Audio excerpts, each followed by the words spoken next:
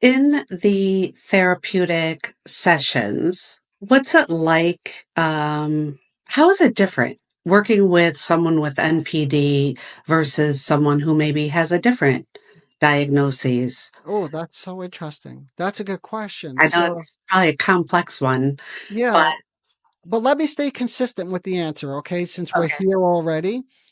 So, one of the big differentiating factors with a personality disordered versus a non personality disordered patient or partner, let's say, because again, we're thinking about everybody who's listening or watching, is when, let's just use an example of you're working on, like this, with this fellow who comes in and he's angry, right? Do you have a feeling that you're trying to work on something together? In other words, are you trying together to figure out his anger? That's one of the big differences. Like, so somebody with a personality disorder will come in with the expectation that you will solve this problem magically for them and quickly as well. You will give them the answers, even though they can't hear the answers. We just said that a moment ago. That's irrelevant. They still want the answers. They don't want to think. Okay. Can I pause you right there? Yes, That please. is interesting to me because if they have this grandiosity, how is it that they think another person could help them?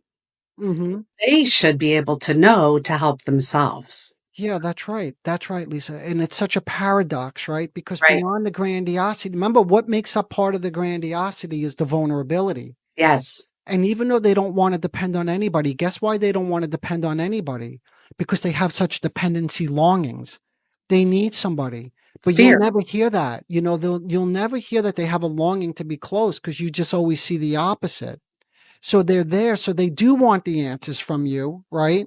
But in a more magical way where they feel very much taken care of. You see, there's the childhood stuff that we're not even getting into today. But something that went missing in early childhood is that really strong connection, the affect attunement, someone being emotionally responsive to them, empathy, et cetera, et cetera. So anyway, to answer your question, yes, it is a paradox that they are looking for something, even though they think they have the answers. They do want something from you. But then once you give it to them, because it threatens now the grandiose sense of self, right? Then Right. it gets pushed away. And that's why oftentimes things don't change with these patients because they're rejecting. And there's the other big difference right there. So working with someone who's personality disordered versus not, someone who's not, there's more of a collaborative effort.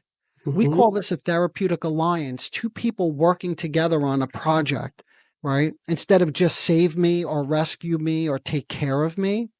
And then when there is an insight, when you do share something with them, they internalize it. They're able to take it in and think about it. Where somebody with a personality disorder, as we just mentioned a moment ago, may feel envious, like that you have something that they don't have.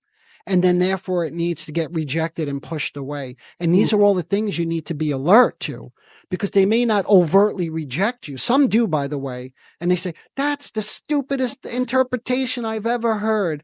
I'm better off watching Oprah. She's more intelligent than you.